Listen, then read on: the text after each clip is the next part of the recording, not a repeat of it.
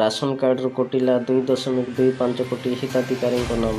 ଆପଣଙ୍କ ନାଁ ସେ ମାସିକ ରାସନ ଯୋଜନା ହିତାଧିକାରୀମାନଙ୍କୁ ସରକାର ଏକ ବଡ଼ ଝଟକା ଦେଇଛନ୍ତି।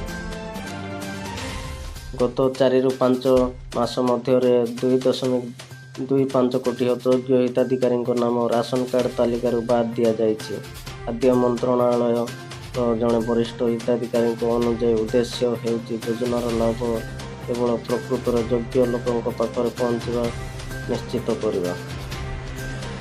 ଏହି ଯୋଜନା ଅଧୀନରେ ପ୍ରତି ମାସରେ ଗରିବ ପରିବାରକୁ 5 କିଲୋ ମାଗଣା ଚାଉଳ ଦିଆଯାଏ।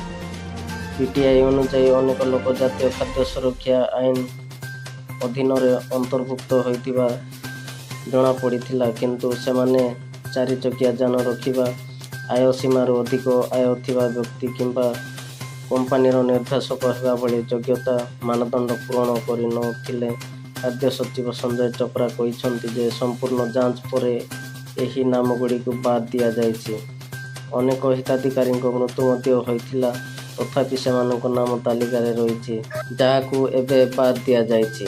କେନ୍ଦ୍ର ସରକାର ଅଯୋଗ୍ୟ ହିତାଧିକାରୀଙ୍କୁ ଚିହ୍ନଟ କରିଛନ୍ତି ଏବଂ ରାଜ୍ୟଗୁଡ଼ିକ ସହିତ ତାଲିକା ସେୟାର କରିଛନ୍ତି।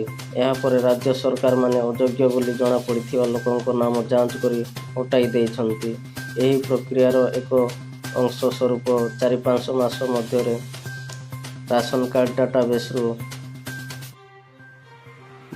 22.5 ନିୟୁତ ନାମ ବାଦ୍ ଦିଆଯାଇଛି। ରାଜ୍ୟଗୁଡ଼ିକ ମଧ୍ୟ ଯୋଗ୍ୟ ହିତାଧିକାରୀଙ୍କୁ ଯୋଡ଼ିବା ଜାରି ରଖିଛନ୍ତି।